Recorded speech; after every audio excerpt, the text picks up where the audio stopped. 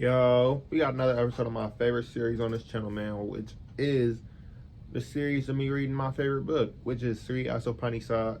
Sri Isopanisad may be my favorite book now. This is actually my first time reading it as I'm going through it with y'all. Well, it's not my first time reading it as I'm reading it on the channel, but as I'm going through it with y'all, it's my first time reading the book. So this is one of my favorite things to read right now. That's why I'm able to put out so many episodes back to back to back. But yeah, you feel me? We're on mantra 6. So mantra 6. He who systematically sees everything in relation to the Supreme Lord, who sees all living entities as his parts and parcels, and who sees the Supreme Lord within everything, never hates anything or any being.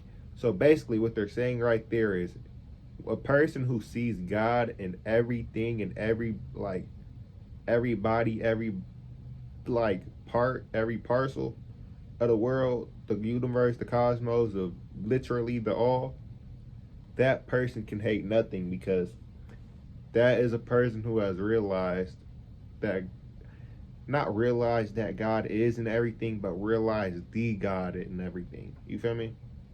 So what the mantra is in Sanskrit is Yas Tu Sarvani Bhutani Atmani Eva Evanupasyati Sarvabhutesu Katmanam Tato na Viju Gusate. Gupsate. My bad. Okay. So, purport. This is the description of the Maha-Bhagavata, the great personality, who sees everything in relation to the Supreme Personality of Godhead. The Supreme Lord's presence is realized in 3 stages. The the canis the canista adhikari is in the lowest stage of realization. He goes to a place of worship, such as a temple, church, a mosque, according to his religious faith, and worships there according to spiritual injunctions. Devotees in this stage consider the Lord to be present at the place of worship and nowhere else. They cannot ascertain who is in what position in devotional service, nor can they tell who has realized the Supreme Lord. Such devotees follow the routine formulas and sometimes quarrel among themselves. My bad. Considering one type of devotion better than another. These kanista adhikaris are actually materialistic devotees who are simply trying to transcend the material boundary to reach the spiritual plane. Those who have attained the second stage of realization are called the Madhyama adhikaris. These devotees observe the distinctions between the four categories of beings. Number 1, the Supreme Lord. Number 2, the devotees of the Lord. Number 3, the innocent who have no knowledge of the Lord. And number 4, the atheists who have no faith in the Lord and hate those in devotional service. The Madhyama Adhikari behaves differently towards these 4 classes of person. He adores the Lord, considering him the object of love. He makes friends with those who are in devotional service. He tries to awaken the dormant love of God in the hearts of the innocent, and avoids the atheists who deride the very name of the Lord. Above the Madhyama Adhikari is the Uttama Adhikari, who sees everything in relation to the Supreme Lord. Such a devotee does not discriminate between an atheist and a theist, but sees everyone as part and parcel of God.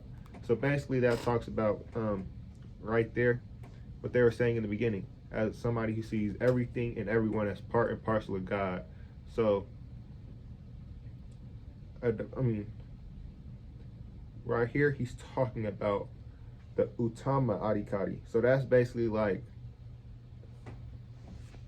a fully realized God driven man. Let me close all my tabs here.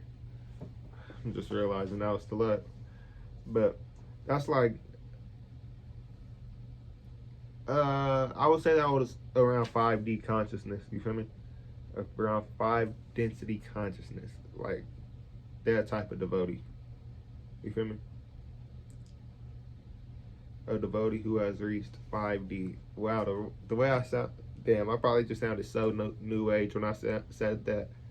But okay, so an Uttama Adhikari is basically like a transcended or ascended master. Damn, I still sound new age. They're an enlightened being. Okay, let's put it like that. Sorry, my bad. Okay.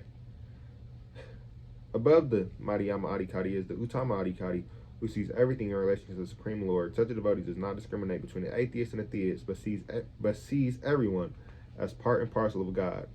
He knows that there is no essential difference between a vastly learned and Brahmana, a dog in the street, because both of them are part and parcel of the Lord.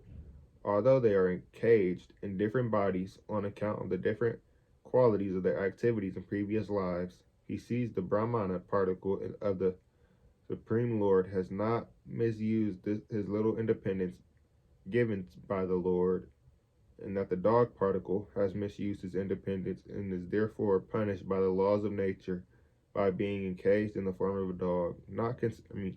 Do I personally believe that being a dog is like punishment? Mm-mm. I think being a dog is like just whatever. You just incarnate as a dog. I feel like it doesn't really matter. Like you just do it just because. You probably do it just to tag along with your soul family. I don't think it's really a lot of catalysts or things that happen in a dog lifetime from a soul perspective. Like from a higher soul, I think you just incarnate as a dog for about fucking 5 years just to be around people. You feel me? Like, let's say, this is gonna sound weird, but let's say your grandpa died when you was 3. He would incarnate as your dog, your family dog, when you're like 15, just because. You feel me? He's gonna die when you're 20, but at least he came back. You feel me? So I feel like that's more of what incarnating as an animal or a pet is like. You feel me? Or especially as a pet. I think that's more of the reason of incarnating as a pet. I don't think it's like a punishment. You know? Because literally from a soul perspective, 5 years or the 12 years that you're going to be a dog does absolutely nothing to the eternal. You've been here since the beginning of creation. You've been there for 1 billion years. You can incarnate as every single dog on the planet right now, and you wouldn't be affected. You wouldn't even remember it. If you was to incarnate as a human, it would be more eventful than incarnate as one human. It would be more eventful than incarnating as every dog on the planet. Not more eventful, but like more affecting to the soul. Okay.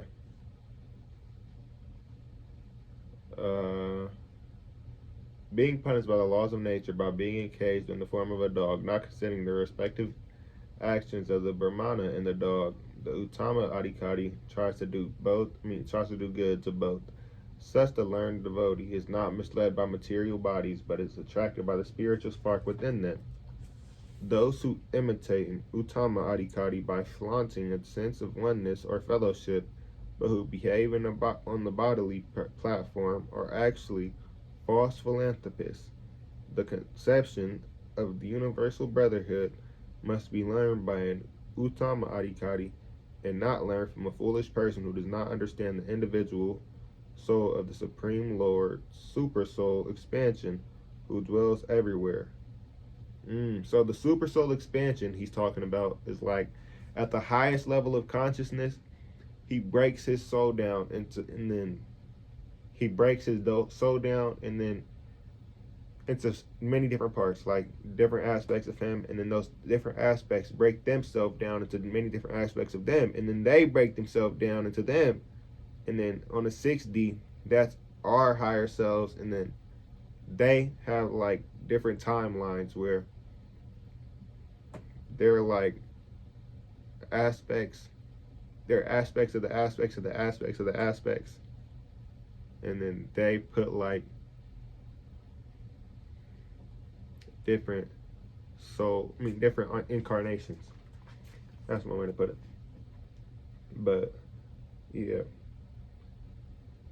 individual the individual soul or the Supreme Lord Super Soul expansion who dwells everywhere.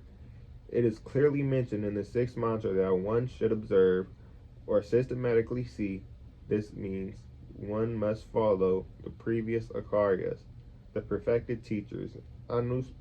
Anupasyati is the exact Sanskrit word used in this connection. Anu means to follow, and pasyati means to observe. Thus, the word anupasyati means that one should not see things as he does with the naked eye, but he should follow the previous Acharyas. Due to the material defects, the naked eye cannot see anything properly. One cannot see properly unless he has heard from a superior source, and the higher source is Vedic wisdom, which is spoken by the Lord himself. Vedic truths are coming in disciplic succession from the Lord to Brahma, and from Brahma to Narada, from Narada to Vyasa, and from Vyasa to his many disciples. Formerly, there was no need to record the messages of the Vedas because in the earlier ages, people in the earlier ages were more intelligent and had sharper memories. They could follow the instructions by simply hearing once from the mouth of a bona fide spiritual master. At present, there are many commentaries on the revealed scriptures, but most of them are not in the line of disciplic succession coming from a Srila Vyasadeva, who originally compiled the Vedic wisdom. The final, most perfect, and sublime work by Srila Vyasadeva is Srimad Bhagavatam, which is the natural commentary on the Vedanta Sutra. There is also the Bhagavad Gita, which was spoken by the Lord himself and recorded by Vyasadeva. My bad, I gotta breathe. I haven't breathed in so long. So I was talking so weird. Okay. There's also the Bhagavad Gita, which was spoken by the Lord himself and recorded by Vyasadeva.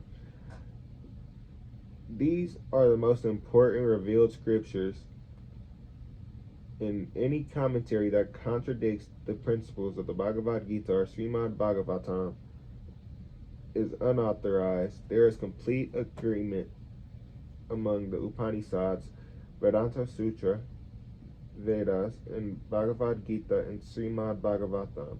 No one should try to reach any conclusion about the Vedas without receiving instructions from the members of the Vyasadevas, the disciplic succession, who believes in the personality of Godhead and its diverse energies as they are explained in Sri Isopanisad.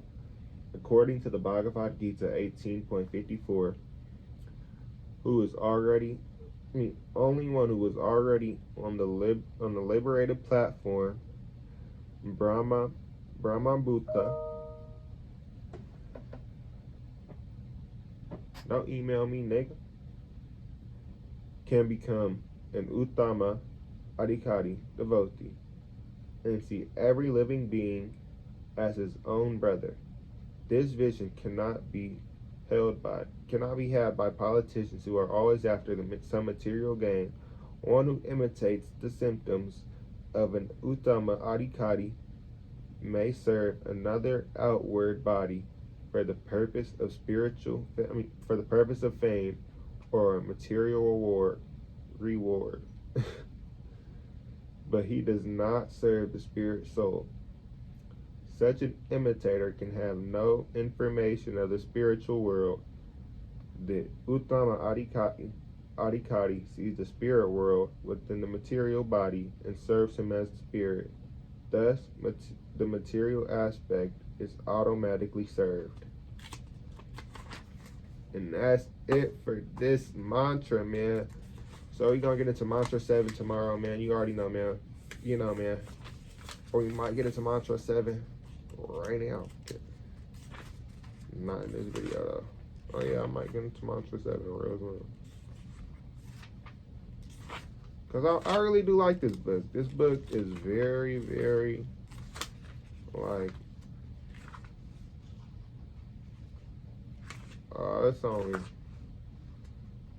it's only about 17 mantras.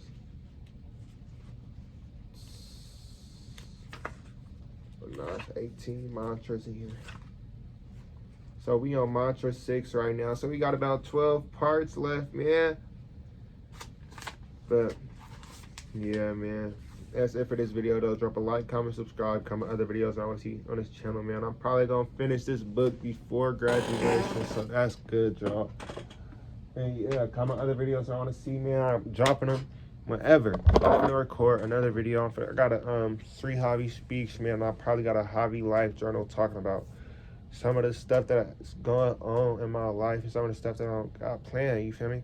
So y'all go tune into that. Go tune into everything, you feel me? I love y'all. Y'all love me. We love each other. Amen. My bad. I love you. Goodbye.